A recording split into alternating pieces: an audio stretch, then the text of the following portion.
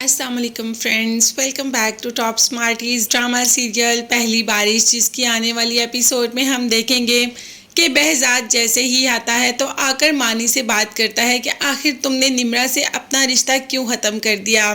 जिस पर मानी बोलता है कि निम्रा ने ऐसा ऐसा कहा। अच्छा, किसको ऐसा ऐसा कहा? दादो को और दानिया को, यानी कि मानी की माँ को।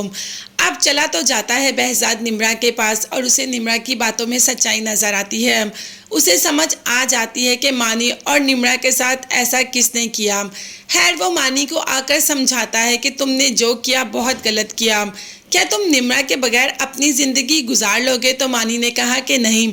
अच्छा, तो फिर उसको मना लो, उसने ऐसा कुछ नहीं किया। अब मानी को भी सारी हकीकत का पता चल जाता है, मगर बाप साथ ही साथ ये भी कह देता है कि दादी से कोई बात ना करना, आज तक मैंने भी उनसे कोई बात नहीं की।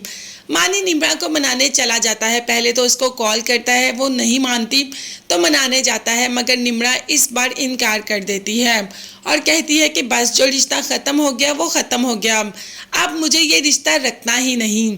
मानी ने कहा कि मैं आ रहा हूँ, मुझे तुमसे बात करनी है, जबकि निम्रा ने कहा कि जब तुम्हें मेरी मोहब्बत पर यकीन ही नहीं तो लफ्ज़ों की मोहताज थोड़ी ना है मोहब्बत। मोहब्बत की नज़र तो आँखों की होती है और तुम आज तक मेरी आंखों में शायद अपने लिए मोहब्बत देख ही नहीं पाए, या मैं तुम्हें अपनी आंखों में अपने लिए मोहब्बत दिखा ही नहीं पाई।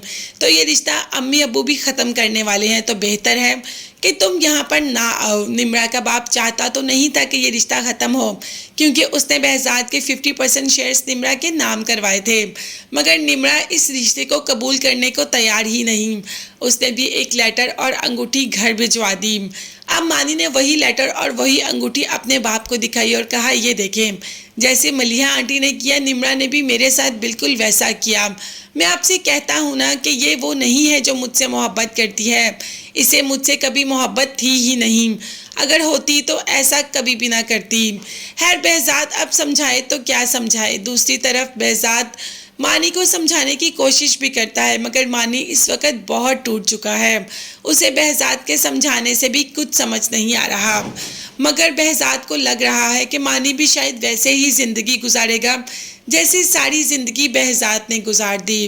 दूसरी तरफ दानिया को जैसे ही पता चलता है कि निम्रा ने भी अंगूठी वापस कर दी तो फ़ौरन से पहले मानी के पास आ जाती है कि तुम ये मत समझो कि तुम्हारे लिए लड़कियों की कमी है, तुम्हारे लिए किसी चीज़ की कमी नहीं, निम्रा से अच्छी लड़कियां मिल जाएंगी। हमने तो तुम्हारे लिए वैसे भी नवाल को पसंद किया, मगर तुमने ही अपने लिए निम्रा को पसंद किया, इसीलिए तुम्हारी इकरार के आगे, तुम्हारे हाँ के आगे हमने कुछ भी नहीं कहा।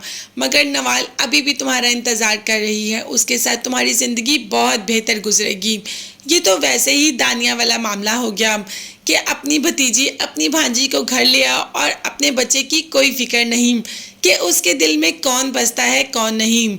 दूसरी तरफ निम्रा ने अपने बाप से कह दिया कि अब आप ये रिश्ता नहीं जोड़ेंगे, आपने ये रिश्ता सौदे की बुनियाद पर जोड़ा और मुझे सौदा बिल्कुल भी पसंद नहीं। आपने मेरा सौदा किया जो कि मैं बिल्कुल भी नहीं चाहती। अगर मैंने वहाँ जाना था तो अपनी इज्जत के साथ, मोहब्बत के साथ जाना था, ना कि कुछ शेयर्स लेकर। और सौदा बिजनेस में होता है बाबा, रिश्तों में नहीं।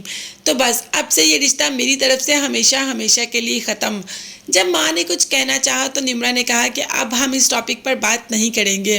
तो देखते हैं कि वाकई ही ये रिश्ता हमेशा हमेशा के लिए ख़त्म हो जाएगा कि behzad एक कोशिश और करेगा। वैसे behzad को तो हाशिर ने कह दिया कि अब उसके घर आने की ज़रूरत नहीं। देखते हैं आगे ड्रामे में कौन सा नया मोड़ देखने को मिलेगा। तब तक के लिए चैनल को सब्सक्राइब कीजिएगा। नेक्स्ट वीडियोस तक के लिए अल्लाह हाफिज़, bye bye and take care.